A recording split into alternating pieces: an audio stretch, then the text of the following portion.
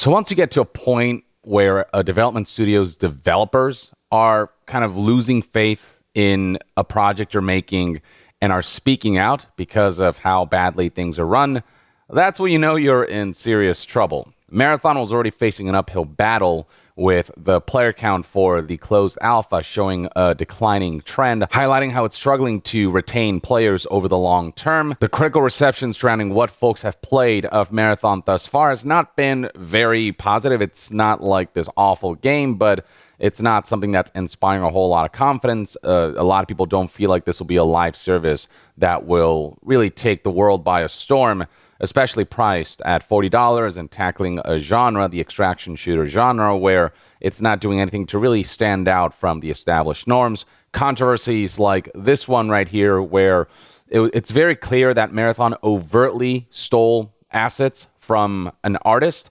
and a lot of their visual language seems to be kind of inspired by this artist's specific brand of graphic realism. That's kind of creating a shitstorm that has paved the road to a game that was already kind of not well received, but is no longer being really supported because a lot of people feel this is just such an egregious thing for them to do. Developers have tried to address the controversy, saying that it was the fault of one former employee, one former Bungie artist who stole assets, but a lot of people are finding difficulty in believing that this could slip by all of the other artists who are still working on Marathon, who are still at Bungie, especially when there are employees at Bungie who follow the artist whose work was stolen. They have tried to address the controversy via streams like this one, where they did kind of a chat with the community, but you can see right here from the likes to dislikes ratio and just how people are commenting that the reception has just not been positive at all, and people are kind of losing a lot of faith in this project. And now we're getting to a point where developers are speaking out to a degree that highlights that the development process of Marathon has been incredibly rough, that feedback has gone unheard, and a lot of people are really not happy within Bungie, happy with the leadership at the studio. And so that's when you've lost everyone, including your own developers, that's when you know a project is in serious trouble. I don't think Marathon really has much of a chance of success from where I'm sitting currently, unless they pull some kind of overhaul of things. So we talked about this Forbes article already from Paul Tassi. He spoke to employees, former and current, at Bungie, who spoke about how morale within Bungie is in free fall. The vibes have never been worse. Developers are saying their concerns about what happens to Bungie when Marathon bombs so much of Bungie's destiny, and no pun intended, is riding on Marathon's success. And so Marathon's failure, Marathon bombing is just something that Bungie cannot afford, but that's the direction where this is headed. Currently, there are seemingly no plans of a delay for the game currently, even though a lot of people are suggesting that given the lack of content here and given just how feature incomplete the game feels for its $40 price point for a live service that's going to be rife with microtransactions, many are feeling like this game needs to be delayed, but there seems to be some stubbornness on that front, combined with the fact that developers have been telling leadership what would and wouldn't work with this game, as far back as 5 years ago, but many of those developers have said that the feedback has gone unheard, and so that leads us to a situation where, the developers who knew what they were doing not being heard has led to a game that ultimately doesn't appeal to Bungie fans, it doesn't appeal to extraction shooter fans, it doesn't seem like it's appealing to anyone really. And now let's talk about what this developer said just straight up on social media, though they did recently delete these posts, potentially because of, NDAs and potential legal litigation. I'm not entirely sure, but they were very blunt about what they said. And what they said was archived by numerous games media outlets like the Game Post here. The developer was just really incredibly blunt about the state of the studio and how there's an environment there where it just doesn't pave the road for developers doing their best work and for a vision really coming together in a cohesive way that prioritizes just a really fun product over just, corporate practices. So right here, we got a former Marathon developer who spoke out saying that as a former Bungie employee who worked on Marathon, posts that were recently deleted, feel for those still at the studio. Working with engineers, Working with engineering, Marathon leadership was extremely toxic and humiliating. I won't speak about the rest, but Bungie leadership needs to be gutted completely. And this is not the first time that we've heard about just awful leadership that not only paves the road for creativity kind of being hampered and it being limited, but also a situation where developers just don't feel happy working at the studio. It happened throughout the lifespan of Destiny. Tons of developers have spoken out throughout that game's development. But beyond that, Bungie leadership doesn't seem to have changed their ways with the development of Marathon, as we're seeing a lot of similar reports to what a lot of developers experience with Destiny. There was a round of layoffs back in late 2024, and speaking out against that, he said, "The leadership is the worst I've worked with at Bungie. Rampant micromanagement, frequent toxicity and violations of their core values, and no ability to execute on their multi-franchise vision. Every day was a fight for autonomy and trust. Every day was someone telling me I'm not allowed to speak on any issue or problem in a professional tone. It was on our minds since the last layoffs in October of 2023. We asked Pete, and his response was that it was a lever he'd pull again. They need to flush out leadership completely. My team was excellent, but it felt like everything else prevented us from doing anything meaningful." You look at recent successes like Clear Obscure Expedition 33, and the commonality behind what kind of tied that whole team together was a certain level of kind of creative autonomy combined with leadership that had a strong vision, but also let developers cook and fostered an environment where it didn't feel like their creativity was stifled. It was just like a small development team that was agile, that had a lot of talent, and were in an environment where that talent was allowed to shine.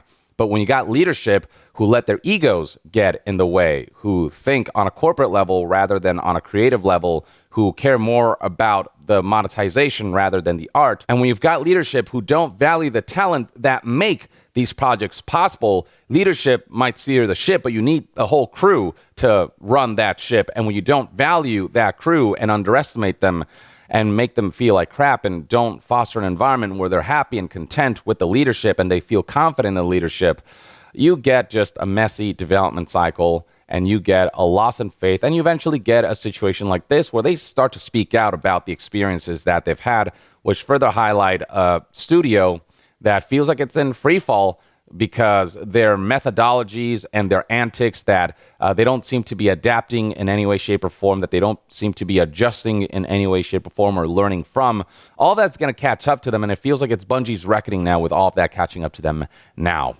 And during that time when the layoffs happened and when this developer spoke out, he pointed out the repeated layoffs have only pushed the studio to rely more on contractors and even AI. Here's the exact quote from that developer. "So when I hear that they laid off another round of my talented colleagues and friends, I feel angry. They're not at fault.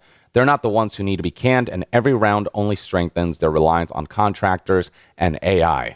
What makes a great development studio is the nurturing of talent. When you've got the same people who kind of come together as a cohesive team over many, many, many years, and it's those same people there, and they kind of slowly foster in new people and then nurture those new people, and you create this kind of environment where you've got this really positive cycle of talent coming in, that's when you get top-tier studios who are able to be agile and output consistent quality. But when you've got a studio like Bungie where there's just constant turnaround, when developers are treated like crap, and when leadership just has no clue, no real creative vision or creative drive, and are more about just kind of letting their egos and their strive for monetization kind of hampering the potential of a project, you get a product like Marathon that in many ways feels soulless, and you get an environment where situations like plagiarism happening repeatedly at Bungie, it becomes commonplace, with Marathon in particular being the most egregious example yet. Now, I previously talked about Paul Tassi from Forbes and how he's spoken to developers about prospects surrounding Marathon. Well, he released alongside that article this video 2 days ago titled "Marathon, There's No Coming Back From This Now," where he discussed some of the things that he's heard behind the scenes. And among those things was the requirements and the kind of criteria that Marathon needed to meet commercially in order for it to be considered a success or for it to make its money back. And what Paul Tassi heard was, quote, "I heard this needed to be in the top 5 of NPD sales for the year if it's going to be success or considered a success. Crazy. No way. There is no way." And I concur with that assessment based on not only statistics surrounding how the closed alpha went and how quickly numbers dwindled when it comes to both the player base and also, social media presence like Twitch viewership, but also now when you consider the controversy surrounding it, when you consider just all the negative PR that the game is garnering because of accusations of plagiarism that are not just accusations, that's just fact at this point. And when you've got developers who are kind of expressing their disdain towards leadership and their lack of faith in this project and their fear that this will bomb, and just speaking out about how the direction of this game kind of went awry because developers who kind of tried to express their feedback were not listened to due to piss poor leadership, who were just too caught up in their own egos and just deemed themselves to be superior in terms of what they believe to be the direction of the project that would garner the most success. All of that has culminated in a situation where just about nobody believes that Marathon will be a success. If this dies off and all of that time and money and resources and manpower are spent on a project that's going to suffer the same fate as something like Concord, then Bungie is going to be in serious trouble, and the fate of the studio could be very much called into question. Somebody else who spoke to developers is Destin here, who published the following video on his YouTube channel titled Inside Bungie's Decline, Former Developers Speak Out. Again, so many developers are speaking out that it highlights just how much trouble this game is in. That level of lack of faith we've already seen from the community, but when it's even happening from within, then you're really headed towards an iceberg, essentially. So this is what Destin heard. This is what a former Bungie developer told Destin. Everything happening to Bungie is because of greed. Bungie's problems stem from a lack of player empathy, disconnected leadership, and a corporate-first culture. Internal language shifted from studio, games, and players to company, product, and customers during the Sony acquisition. And so, I don't know, there's some hints that the Sony acquisition only made that aspect worse. We have already seen that element kind of seep into Bungie even before the Sony acquisition. But yeah, I mean, Sony's big push has been to make as many live services as humanly possible within a few years.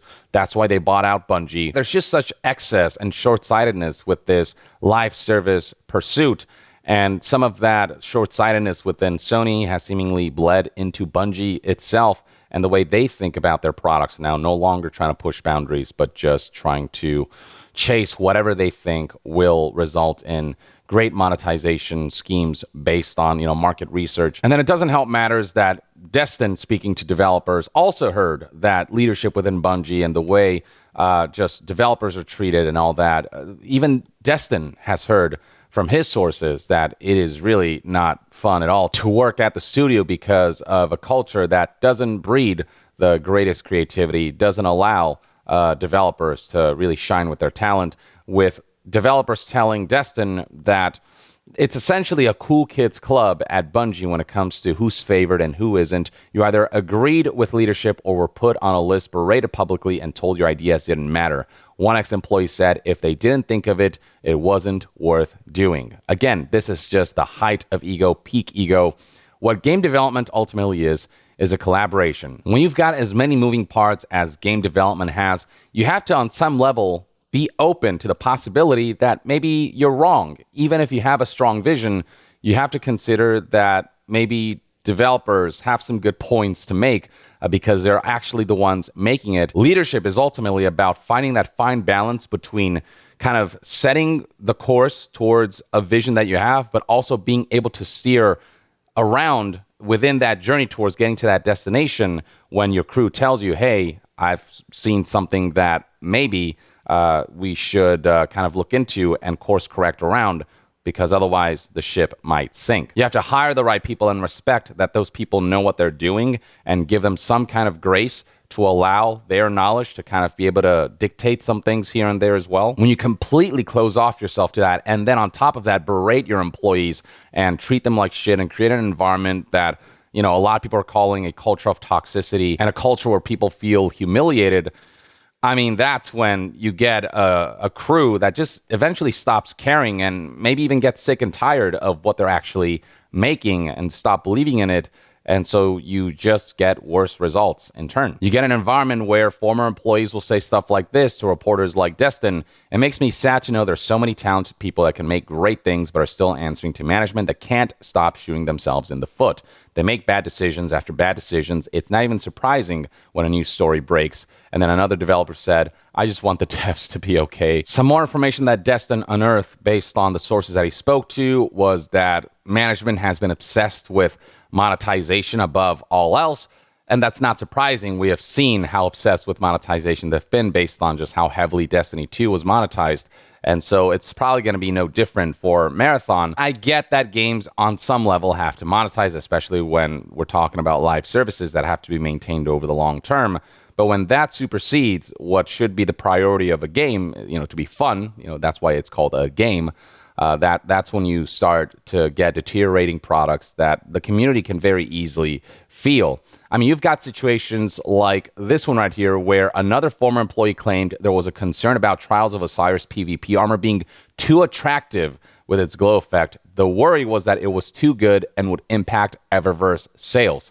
The concern wasn't, are we giving players something that is good and cool enough? It was, we're giving players something too cool, and that coolness might affect sales across the board.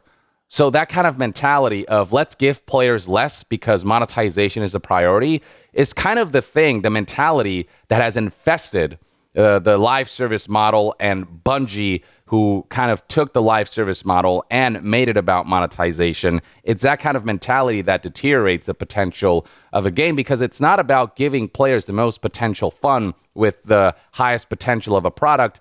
It's about intentionally diminishing potential to kind of manipulate players, to ensure that monetization is maximized, even if it means diminishing the creative potential and the design potential of a game. It's about intentionally making a game worse so that players have to pay to make it better. It's about schemes that ultimately is about how to extract the most money rather than how to extract the most kind of fun. They talk about engagement and about having to make money, but the money and the engagement follows if you make the most fun thing possible.